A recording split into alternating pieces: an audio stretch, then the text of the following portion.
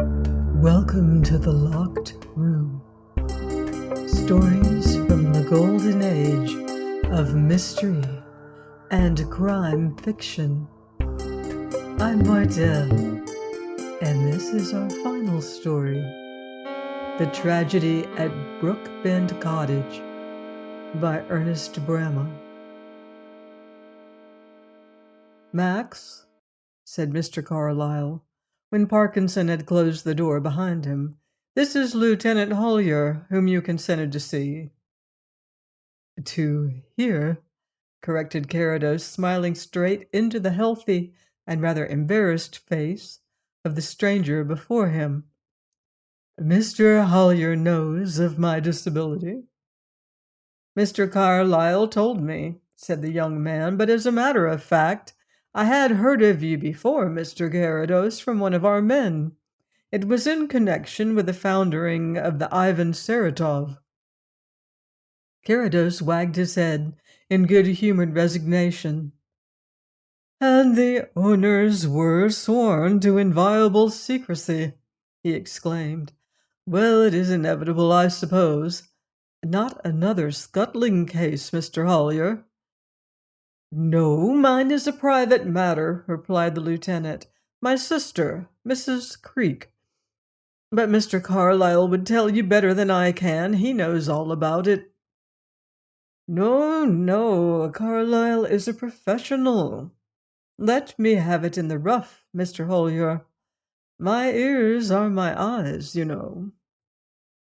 Very well, sir, I can tell you what there is to tell, right enough, but I feel that when all's said and done it must sound very little to another, although it seems important enough to me. We have occasionally found trifles of significance ourselves, said Carrados encouragingly. Don't let that deter you. This was the essence of Lieutenant Hollier's narrative. I have a sister, Millicent, who is married to a man called Creek. She is about 28 now, and he is at least 15 years older. Neither my mother, who has since died, nor I cared very much about Creek. We had nothing particular against him, except perhaps the moderate disparity of age, but none of us appeared to have anything in common. He was a dark, taciturn man, and his moody silence froze up conversation. As a result, of course, we didn't see much of each other. This, you must understand, was 4 or 5 years ago, Max, interposed Mr. Carlyle officiously. Carrados maintained an uncompromising silence. Mr. Carlyle blew his nose and contrived to impart a hurt significance into the operation. Then Lieutenant Hollier continued. Millicent married Creek after a very short engagement. It was a frightfully subdued wedding, more like a funeral to me.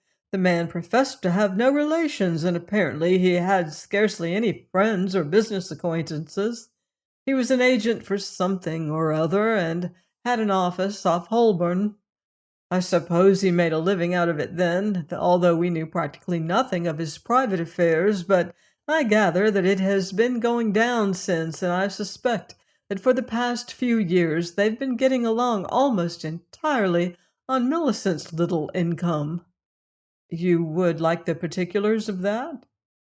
Please, assented Carrados. When our father died about 7 years ago, he left £3,000.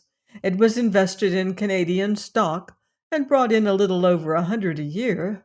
By his will, my mother was to have the income of that for life, and on her death it was to pass to Millicent, subject to the payment of a lump sum of £500 to me.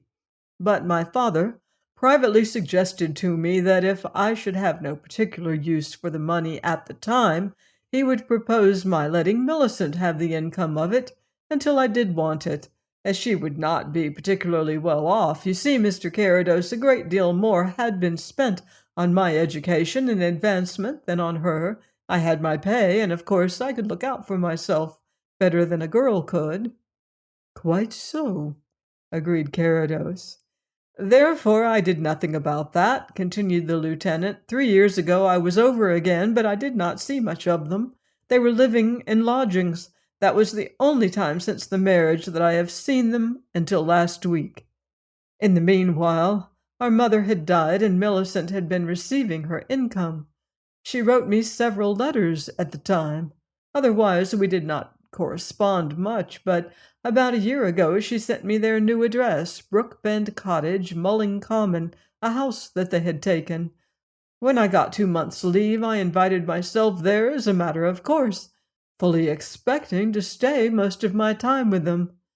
But I made an excuse to get away after a week. The place was dismal and unendurable. The whole life and atmosphere indescribably depressing. He looked around with an instinct of caution, leaned forward earnestly, and dropped his voice. Mr. Carrados, it is my absolute conviction that Creek is only waiting for a favorable opportunity to murder Millicent. Go on, said Carrados quietly. A week of the depressing surroundings of Brookbend Cottage would not alone convince you of that, Mr. Holier. I'm not so sure, declared Holier doubtfully. There was a feeling of suspicion and, before me, polite hatred that would have gone a good way towards it. All the same, there was something more definite. Millicent told me this the day after I went there. There is no doubt that a few months ago Creek deliberately planned to poison her with some weed killer. She told me the circumstances in a rather distressed moment, but afterwards she refused to speak of it again, even weakly denied it. And as a matter of fact, it was with the greatest difficulty that I could get her at any time to talk about her husband or his affairs. The gist of it was that she had the strongest suspicion that Creek doctored a bottle of stout, which he expected she would drink for her supper when she was alone. The weed killer, properly labeled but also in a beer bottle, was kept with other miscellaneous liquids in the same cupboard as the beer but on a high shelf. When he found that it had miscarried, he poured away the mixture, washed out the bottle, and put the dregs from another. There's no doubt in my mind that if he had come back and found Millicent dead or dying, he would have contrived it to appear that she had made a mistake in the dark and drunk some of the poison before she found out. Yes, assented Carrados, the open way, the safe way. You must understand that they live in a very small style, Mr. Carrados, and Millicent is almost entirely in the man's power. The only servant they have is a woman who comes in for a few hours every day. The house is lonely and secluded. Creek is sometimes away for days and nights at a time, and Millicent, either through pride or indifference, seems to have dropped off all her old friends, and to have made no others. He might poison her, bury the body in the garden, and be 1,000 miles away before anyone began even to inquire about her. Well, what am I to do, Mr. Carrados? He is less likely to try to poison than some other means now, pondered Carrados. That having failed, his wife will always be on her guard. He may know, or at least suspect, that others know. No, the common sense precaution would be for your sister to leave the man, Mr. Holier. She will not? No, admitted Holier, she will not. I at once urged that. The young man struggled with some hesitation for a moment, and then blurted out, The fact is, Mr. Carrados, I don't understand Millicent. She's not the girl she was. She hates Creek and treats him with a silent contempt that eats into their lives like acid, and yet she is so jealous of him that she will let nothing short of death part them. It is a horrible life they lead. I stood it for a week, and I must say, much as I dislike my brother-in-law, that he has something to put up with. If only he got into a passion like a man and killed her, it wouldn't be altogether incomprehensible. That does not concern us, said Carrados. In a game of this kind, one has to take sides, and we have taken ours. It remains for us to see that our side wins. You mentioned jealousy, Mr. Holier. Have you any idea whether Mrs. Creek has any real ground for it?" "I should have told you that," replied Lieutenant Holier. "I happened to strike up with a newspaper man whose office is in the same block as Creek's. When I mentioned the name, he grinned. 'Creek,' he said. 'Oh, he's the man with the romantic typist, isn't he?' 'Well, he's my brother-in-law,' I replied. 'What about the typist?' Then the chap shut up like a knife. 'No, no,' he said, 'I didn't know he was married. I don't want to get mixed up in anything of that sort. I only said he had a typist. Well, what of that? So have we. So has everyone.' There was nothing more to be got out of him, but the remark and the grin meant, 'Well, about as usual, Mr. Carrados.'" Carrados turned to his friend. "I suppose you know all about the typist by now, Louis." "We have had her under efficient observation, Max," replied Mr. Carlyle with severe dignity. "Is she unmarried?" "Yes, so far as ordinary repute goes, she is." "That is all that is essential for the moment. Mr. Holier opens up 3 excellent reasons why this man might wish to dispose of his wife. If we accept the suggestion of poisoning, though we have only a jealous woman's suspicion for it, we add to the wish the determination. Well, we will go forward on that. Have you got a photograph of Mr. Creek?" The lieutenant took out his pocketbook. "Mr. Carlyle asked me for one. Here's the best I could get." Carrados rang the bell. "This, Parkinson," he said when the man appeared, "is a photograph of Mr. What first name, by the way?" "Austin," put in Holier, who was following everything with a boyish mixture of excitement and subdued importance. "Of a Mr. Austin Creek. I may require you to recognize him." Parkinson glanced at the print and returned it to his master's hand. "May I inquire if it is a recent photograph of the gentleman, sir?" he asked. "About 6 years ago," said the lieutenant, taking in this new actor in the drama with frank curiosity. "But he is very little changed." "Thank you, sir. I will endeavor to remember Mr. Creek, sir." Lieutenant Holier stood up as Parkinson left the room. The interview seemed to be at an end. "Oh, there's one other matter," he remarked.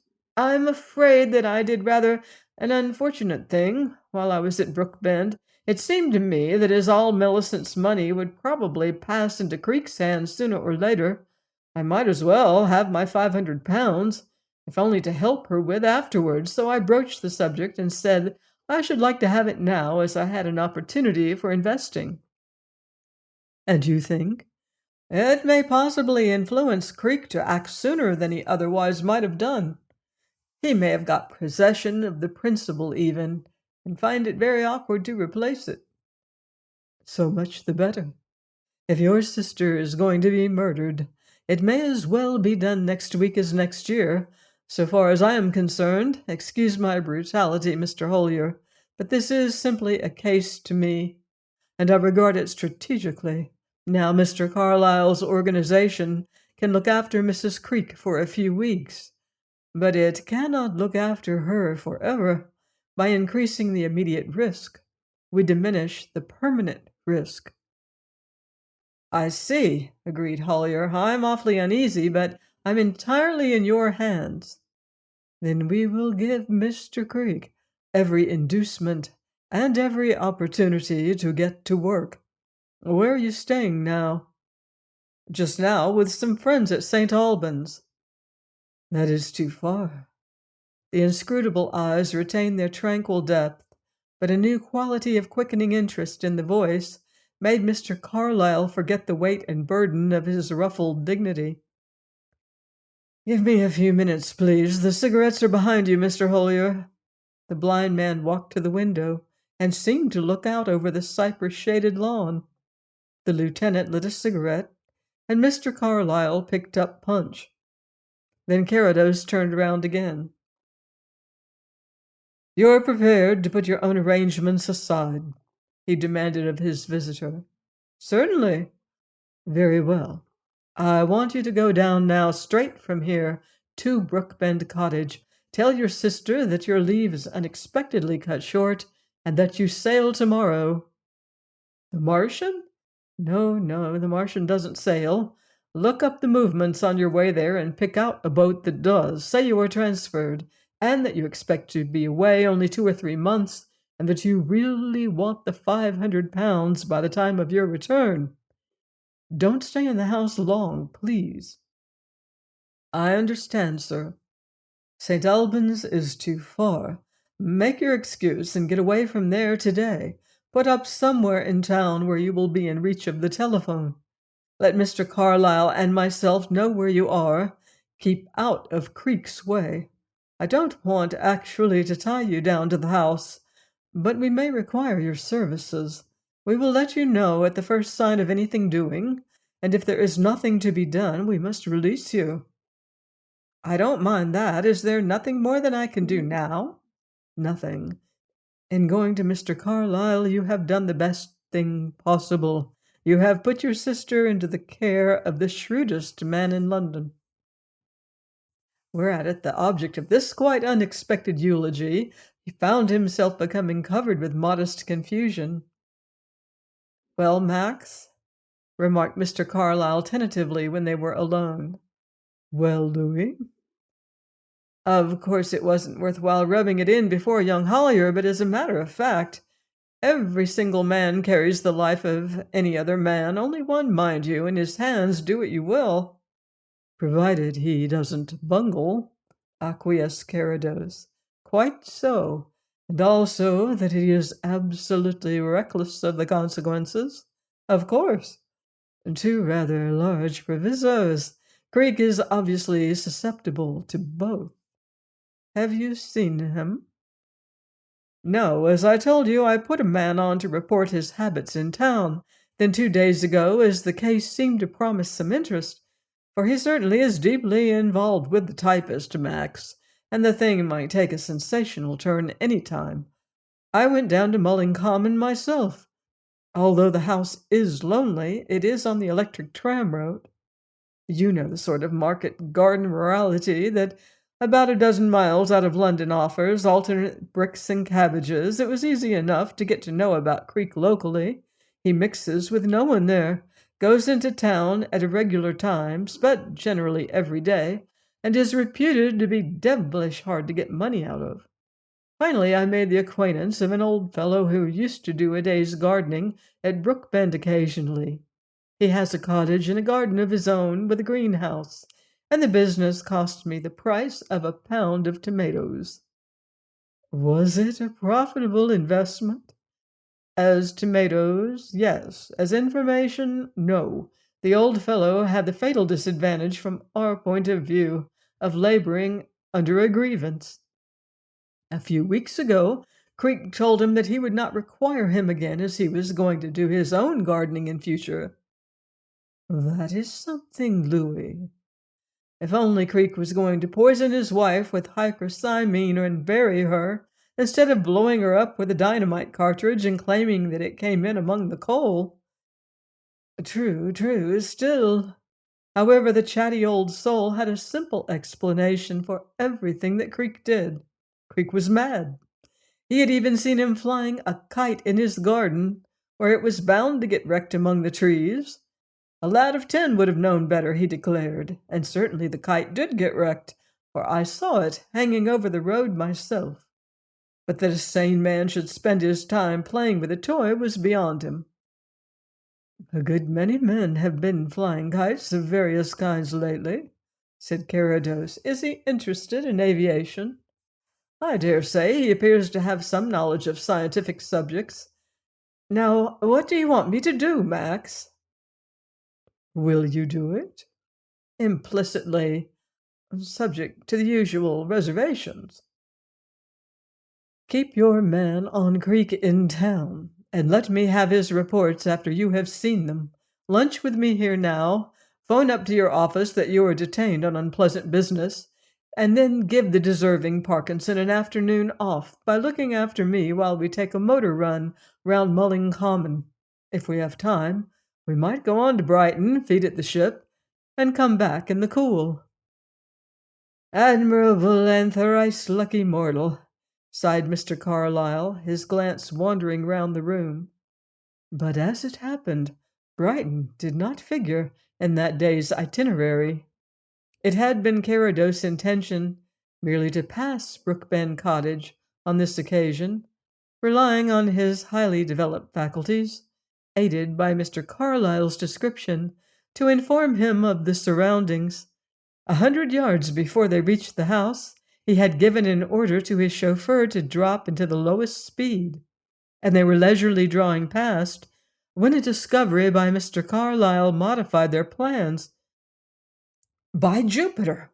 that gentleman suddenly exclaimed. "There's a board up, Max. The place is to be let." Carrados picked up the tube again. A couple of sentences passed, and the car stopped by the roadside, a score of paces past the limit of the garden. Mr. Carlyle took out his notebook and wrote down the address of a firm of house agents.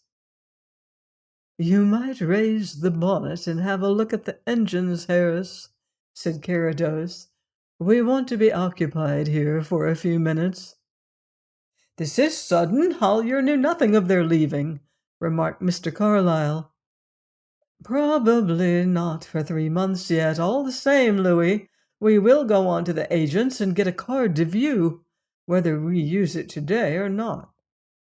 A thick hedge, in its summer dress, effectively screening the house beyond from public view, lay between the garden and the road.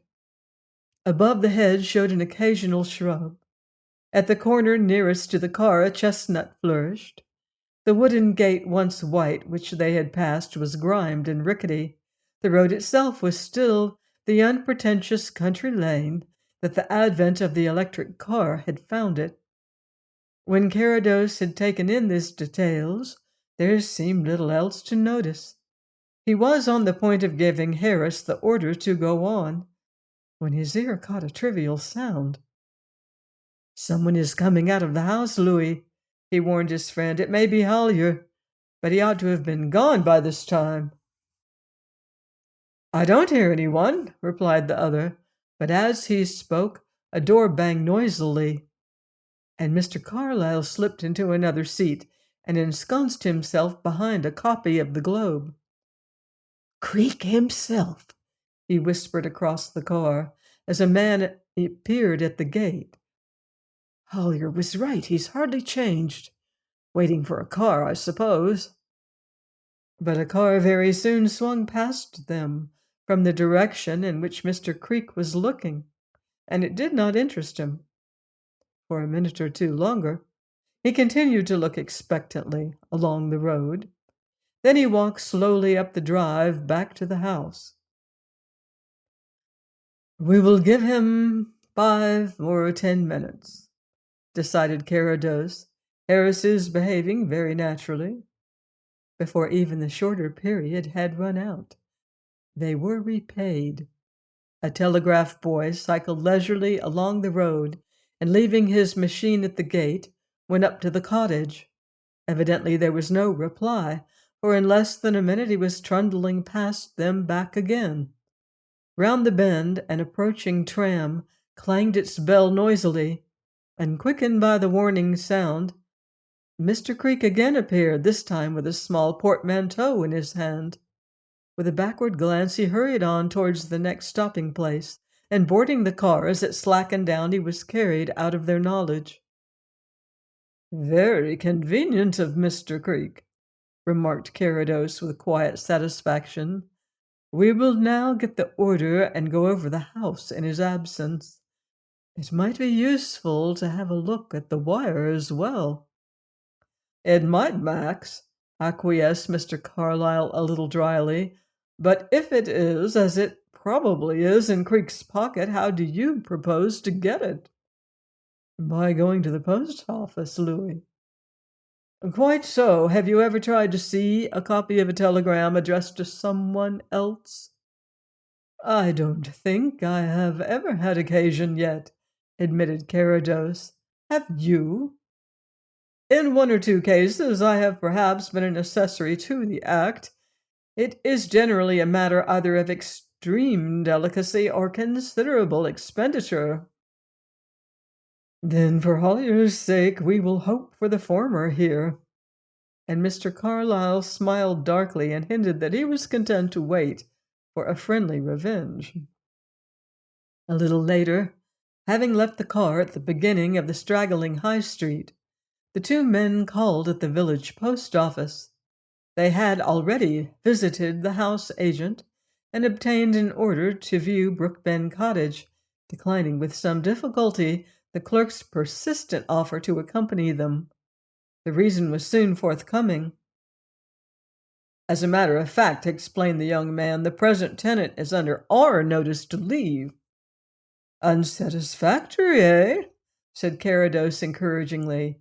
He's a corker, admitted the clerk, responding to the friendly tone. 15 months and not a doit of rent have we had. That's why I should have liked. We will make every allowance, replied Carrados. The post office occupied one side of a stationer's shop. It was not without some inward trepidation that Mr. Carlyle found himself committed to the adventure. Carrados, on the other hand, was the personification of bland unconcern. You have just sent a telegram to Brookbend Cottage, he said to the young lady behind the brasswork lattice. We think it may have come inaccurately and should like a repeat. He took out his purse. What is the fee? The request was evidently not a common one. Oh, said the girl uncertainly. Oh, wait a minute, please. She turned to a pile of telegram duplicates behind the desk and ran a doubtful finger along the upper sheets. I think this is all right. You want it repeated? Please. Just a tinge of questioning surprise gave point to the courteous tone. It will be 4 pence. If there is an error, the amount will be refunded. Carrados put down a coin and received his change. Will it take long? He inquired carelessly as he pulled on his glove. You will most likely get it within a quarter of an hour, she replied. Now you've done it, commented Mr. Carlyle as they walked back to their car. How do you propose to get that telegram, Max? Ask for it, was the laconic explanation. And stripping the artifice of any elaboration, he simply asked for it and got it. The car, posted at a convenient bend in the road, gave him a warning note as the telegraph boy approached. Then Carrados took up a convincing attitude with his hand on the gate, while Mr. Carlyle lent himself to the semblance of a departing friend. That was the inevitable impression when the boy rode up. Creek, Brookbend Cottage? Inquired Carrados, holding out his hand, and without a second thought, the boy gave him the envelope and rode away on the assurance that there would be no reply. Some day, my friend, remarked Mr. Carlyle, looking nervously toward the unseen house, your ingenuity will get you into a tight corner. Then my ingenuity must get me out again, was the retort. Let us have our view now. The telegram can wait. An untidy workwoman took their order and left them standing at the door. Presently a lady whom they both knew to be Mrs. Creek appeared. You wish to see over the house? She said in a voice that was utterly devoid of any interest. Then, without waiting for a reply, she turned to the nearest door and threw it open. This is the drawing room, she said, standing aside. They walked into a sparsely furnished, damp-smelling room and made a pretense of looking round while Mrs. Creek remained silent and aloof. The dining room, she continued, crossing the narrow hall and opening another door.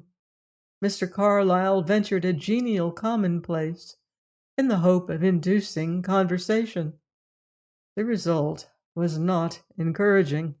Doubtless they would have gone through the house under the same frigid guidance had not Carrados been at fault in a way that Mr. Carlyle had never known him fail before. In crossing the hall, he stumbled over a mat and almost fell. "Pardon my clumsiness," he said to the lady. "I am unfortunately quite blind. But," he added with a smile, to turn off the mishap, "even a blind man must have a house." The man who had eyes was surprised to see a flood of color rush into Mrs. Creake's face. "Blind!" she exclaimed. "Oh, I beg your pardon. Why did you not tell me? You might have fallen."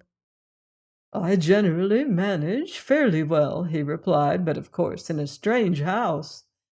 She put her hand on his arm very lightly. "You must let me guide you just a little," she said. The house, without being large, was full of passages and inconvenient turnings. Carrados asked an occasional question and found Mrs. Creake quite amiable without effusion. Mr. Carlyle followed them from room to room in the hope, though scarcely the expectation, of learning something that might be useful. "This is the last one. It is the largest bedroom," said their guide. Only two of the upper rooms were fully furnished, and Mr. Carlyle saw at once, as Carrados knew without seeing, that this was the one which the Creeks occupied. "A very pleasant outlook," declared Mr. Carlyle. "Oh, I suppose so," admitted the lady vaguely. The room, in fact, overlooked the leafy garden and the road beyond. It had a French window opening onto a small balcony, and to this, under the strange influence that always attracted him to light, Carrados walked. "I expect that there is a certain amount of repair needed," he said, after standing there a moment. "I am afraid there would be," she confessed. "I ask because there is a sheet of metal on the floor here," he continued. "Now that, in an old house, spells dry rot to the wary observer." "My husband said that the rain, which comes in a little under the window, was rotting the boards there," she replied. "He put that down recently. I had not noticed anything myself."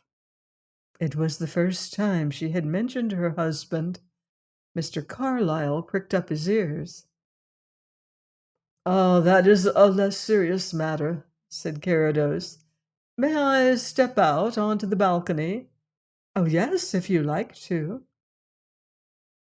Then, as he appeared to be fumbling at the catch, "Let me open it for you." But the window was already open, and Carrados, facing the various points of the compass, took in the bearings. "A sunny, sheltered corner," he remarked. "An ideal spot for a deck chair and a book." She shrugged her shoulders half contemptuously. "I dare say," she replied, "but I never use it." "Sometimes, surely," he persisted mildly. "It would be my favorite retreat, but then—" "I was going to say that I had never even been out on it, but that would not be quite true. It has two uses for me, both equally romantic. I occasionally shake a duster from it, and when my husband returns late without his latchkey, he wakes me up, and I come out here and drop him mine." Further revelation of Mr. Creake's nocturnal habits was cut off, greatly to Mr. Carlyle's annoyance, by a cough of unmistakable significance from the foot of the stairs. They had heard a trade cart drive up to the gate, a knock at the door, and the heavy-footed woman tramp along the hall. "Excuse me a minute, please," said Mrs. Creake. "Louis," said Carrados in a sharp whisper the moment they were alone, "stand against the door." With extreme plausibility, Mr. Carlyle began to admire a picture so situated that while he was there it was impossible to open the door more than a few inches. From that position he observed his confederate go through the curious procedure of kneeling down on the bedroom floor, and for a full minute pressing his ear to the sheet of metal that had already engaged his attention. Then he rose to his feet, nodded, dusted his trousers, and Mr. Carlyle moved to a less equivocal position. "What a beautiful rose tree grows up your balcony," remarked Carrados, stepping into the room as Mrs. Creek returned. "I suppose you are very fond of gardening?" "I detest it," she replied. "But this flower, so carefully trained." "Is it?" she replied. "I think my husband was nailing it up recently." By some strange fatality, Carrados' most aimless remarks seemed to involve the absent Mr. Creek. "Do you care to see the garden?" The garden proved to be extensive and neglected. Behind the house was chiefly orchard. In front, some semblance of order had been kept up. Here it was lawn and shrubbery and the drive they had walked along. Two things interested Carrados: the soil at the foot of the balcony, which he declared on examination to be particularly suitable for roses, and the fine chestnut tree in the corner by the road. As they walked back to the car, Mr. Carlyle lamented that they had learned so little of Creek's movements. "Perhaps the telegram will tell us something," suggested Carrados. "Read it, Louis." Mr. Carlyle cut open the envelope, glanced at the enclosure, and in spite of his disappointment, could not restrain a chuckle. "My poor Max," he explained, "you've put yourself to an amount of ingenious trouble for nothing. Creek is evidently taking a few days' holiday and prudently availed himself of the meteorological office forecast before going. Listen. Immediate prospect for London warm and settled, further outlook cooler but fine. Well, well, I did get a pound of tomatoes for my fourpence." "You certainly scored there, Louis," admitted Carrados with humorous appreciation. "I wonder," he added speculatively, "whether it is Creek's peculiar taste, usually, to spend his week-end holiday in London." "Eh?" exclaimed Mr. Carlyle, looking at the words again. "By gad, that's rum, Max. They go to Weston-super-Mare. Oh, why on earth should he want to know about London?" "I can make a guess, but before we are satisfied, I must come here again. Take another look at that kite, Louis. Are there a few yards of string hanging loose from it?" "Yes, there are." "Rather thick string, unusually thick for the purpose?" "Yes, but how did you know?" As they drove home again, Carrados explained, and Mr. Carlyle sat aghast, saying incredulously, "Good God, Max! Is it possible?" An hour later he was satisfied that it was possible. In reply to his inquiry, someone in his office telephoned him the information that they had left Paddington by the 4:30 for Weston. It was more than a week after his introduction to Carrados that Lieutenant Hollier had a summons to present himself at the turrets again. He found Mr. Carlyle already there, and the two friends awaiting his arrival. "I stayed in all day after hearing from you this morning, Mr. Carrados," he said, shaking hands. "When I got your second message, I was all ready to walk straight out of the house. That's how I did it in the time. I hope everything is all right." "Excellent," replied Carrados. You'd better have something before we start. We probably have a long and perhaps an exciting night before us." "And certainly a wet one," assented the lieutenant. "It was thundering over Mulling Way as I came along." "That is why you are here," said his host. "We are waiting for a certain message before we start. And in the meantime, you may as well understand what we expect to happen. As you saw, there is a thunderstorm coming on. The meteorological office morning forecast predicted it for the whole of London, if the conditions remained. That was why I kept you in readiness. Within an hour, it is now inevitable that we shall experience a deluge. Here and there, damage will be done to trees and buildings. Here and there, a person will probably be struck and killed." "Yes, it is Mr. Creake's intention that his wife should be among the victims." "I don't exactly follow," said Holier, looking from one man to the other.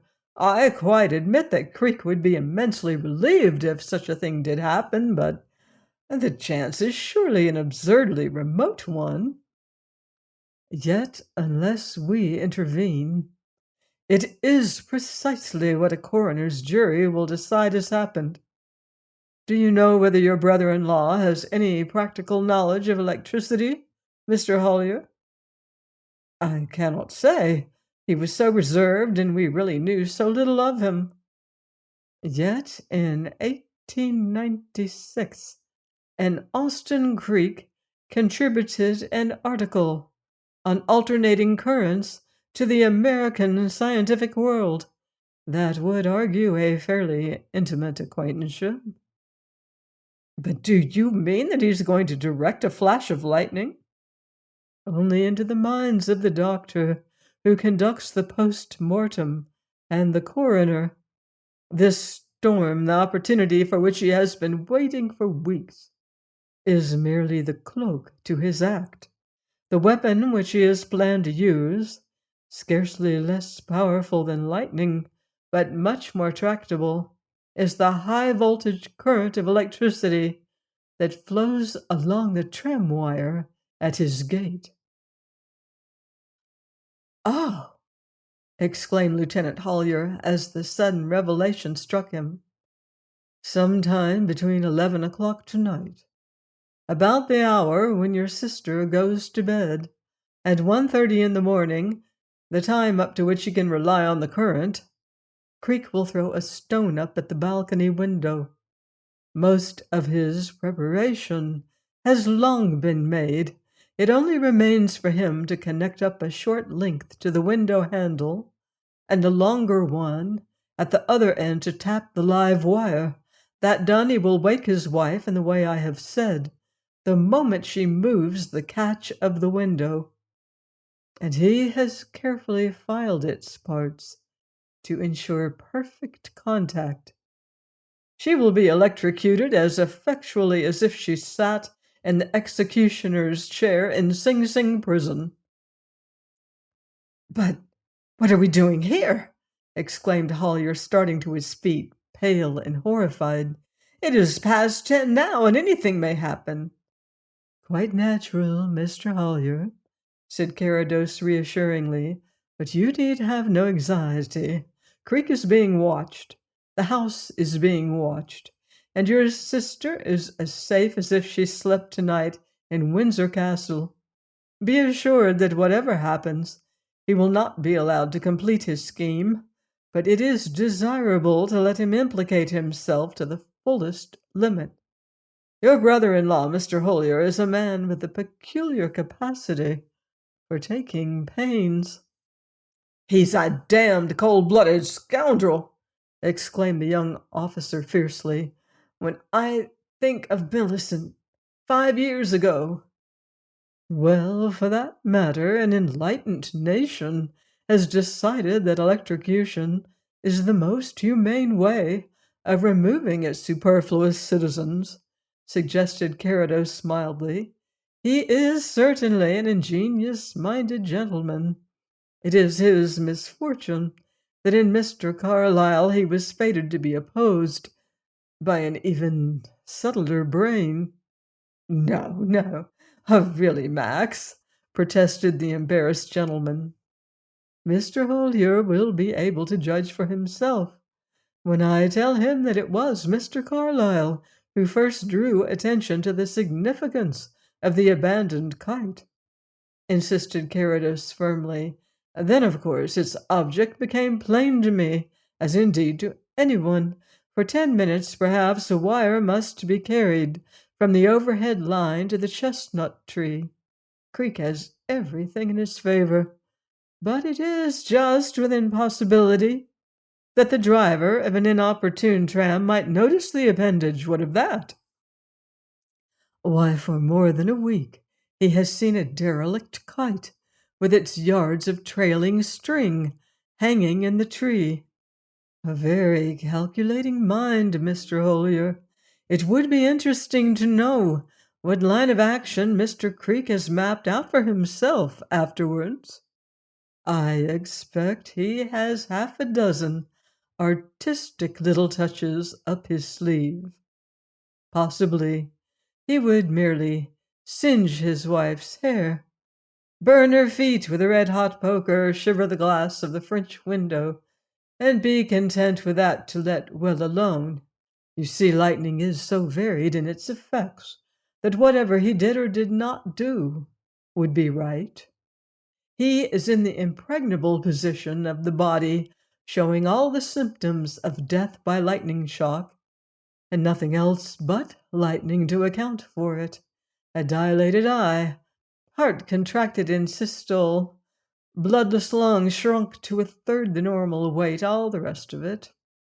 When he has removed a few outward traces of his work, Creek might quite safely discover his dead wife and rush off for the nearest doctor.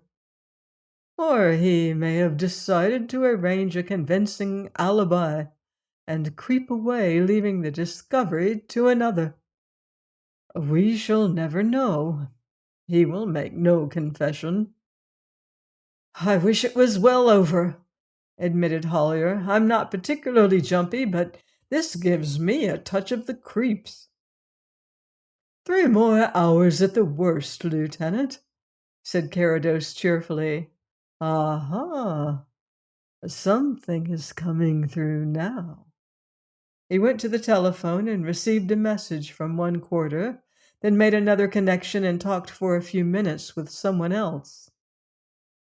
Everything working smoothly, he remarked between times over his shoulder. Your sister has gone to bed, Mr. Holier. Then he turned to the house telephone and distributed his orders.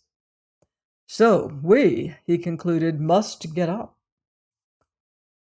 By the time they were ready, a large closed motor car was waiting. The lieutenant thought he recognized Parkinson and the well-swathed form beside the driver, but there was no temptation to linger for a second on the steps. Already the stinging rain had lashed the drive into the semblance of a frothy estuary. All round the lightning jagged its course the incessant tremulous glow of more distant lightning, while the thunder only ceased its muttering to turn at close quarters and crackle viciously. One of the few things I regret missing, remarked Carrados tranquilly, but I hear a good deal of color in it. The car slushed its way down to the gate, lurched a little heavily across the dip into the road, and steadying as it came upon the straight, began to hum contentedly along the deserted highway. We're not going direct? Suddenly inquired Holier, after they had traveled perhaps half a dozen miles. The night was bewildering enough, but he had the sailor's gift for location.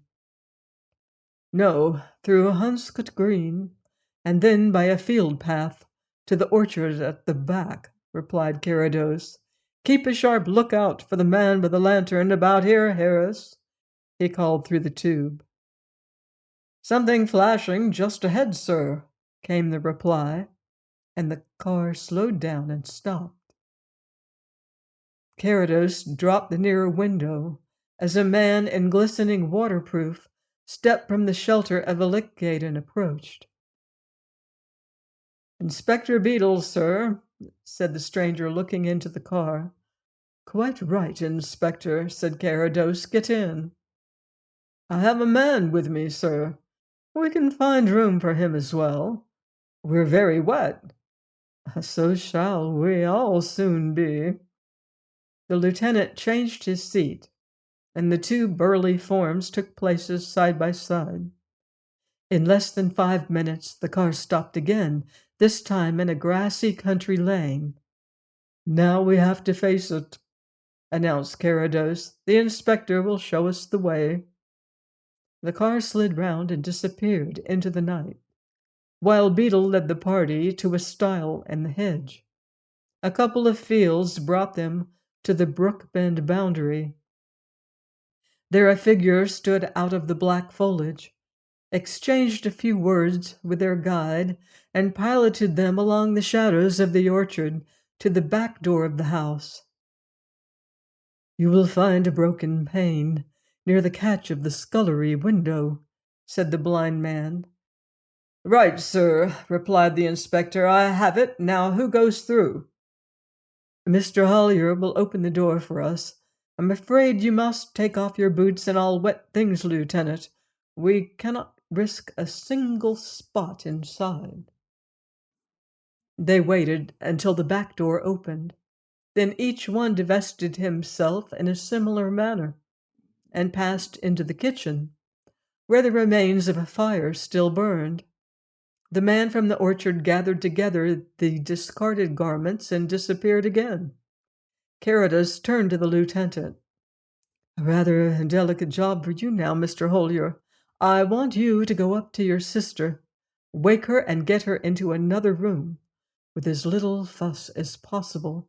Tell her as much as you think fit, and let her understand that her very life depends on absolute stillness when she is alone.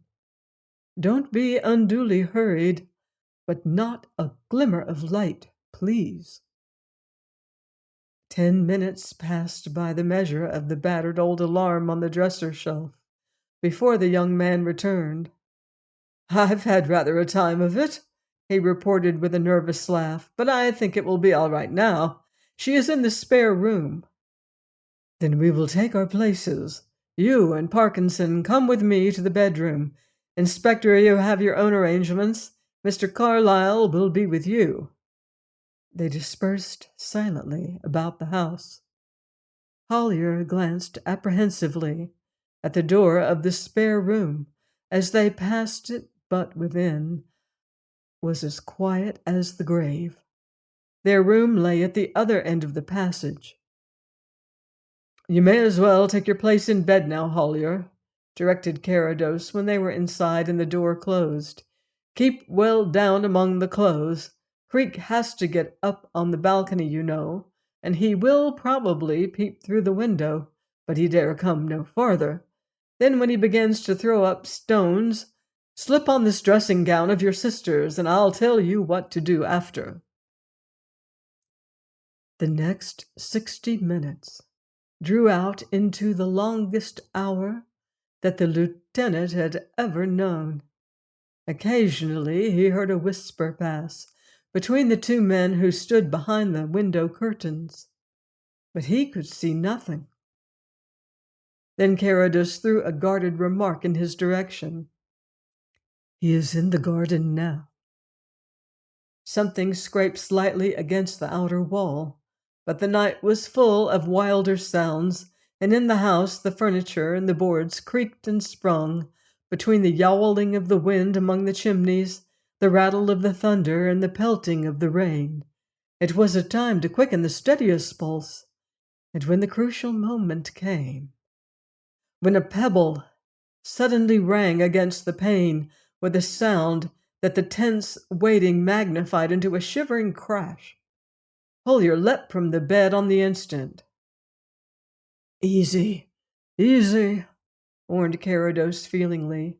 "We will wait for another knock." He passed something across. "Here is a rubber glove. I have cut the wire, but you had better put it on. Stand just for a moment at the window. Move the catch so that it can blow open a little, and drop immediately. Now!" Another stone had rattled against the glass. For Holier to go through his part was the work merely of seconds, and with a few touches, Carrados spread the dressing gown to more effective disguise about the extended form. But an unforeseen, and in the circumstances, rather horrible interval followed. For Creek, in accordance with some detail of his never-revealed plan, continued to shower missile after missile against the panes until even the unimpressionable Parkinson shivered. "The last act," whispered Carrados, a moment after the throwing had ceased. "He's gone round to the back. Keep as you are. We take cover now." He pressed behind the arras of an extemporized wardrobe, and the spirit of emptiness and desolation seemed once more to reign over the lonely house. From half a dozen places of concealment, ears were straining to catch the first guiding sound. He moved very stealthily, burdened perhaps by some strange scruple in the presence of the tragedy that he had not feared to contrive, paused for a moment at the bedroom door, then opened it very quietly, and in the fickle light read the consummation of his hopes. "At last!" they heard the sharp whisper drawn from his relief. "At last!" He took another step, and two shadows seemed to fall upon him from behind, one on either side. With primitive instinct, a cry of terror and surprise escaped him as he made a desperate movement to wrench himself free, and for a short second he almost succeeded in dragging one hand into a pocket. Then his wrists slowly came together, and the handcuffs closed. "I'm Inspector Beadle," said the man on his right side. "You are charged with the attempted murder of your wife, Millicent Creek." "You are mad," retorted the miserable creature, falling into a desperate calmness. "She's been struck by lightning." "No, you blackguard, she hasn't," wrathfully exclaimed his brother-in-law, jumping up. "Would you like to see her?" "I also have to warn you," continued the inspector impassively, "that anything you say may be used in evidence against you." A startled cry from the farther end of the passage arrested their attention. "Mr. Carrados!" called Holier. "Oh, come at once!" At the open door of the other bedroom stood the lieutenant, his eyes still turned towards something in the room beyond, a little empty bottle in his hand. "Dead!" he exclaimed tragically with a sob. "With this beside her. Dead! Just when she would have been free of the brute." The blind man passed into the room, sniffed the air, and laid a gentle hand on the pulseless heart. "Yes," he replied, "that Holier does not always appeal to the woman. Strange to say."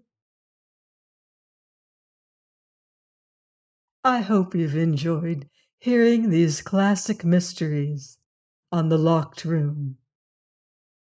In the meantime, beware of footsteps in the dark.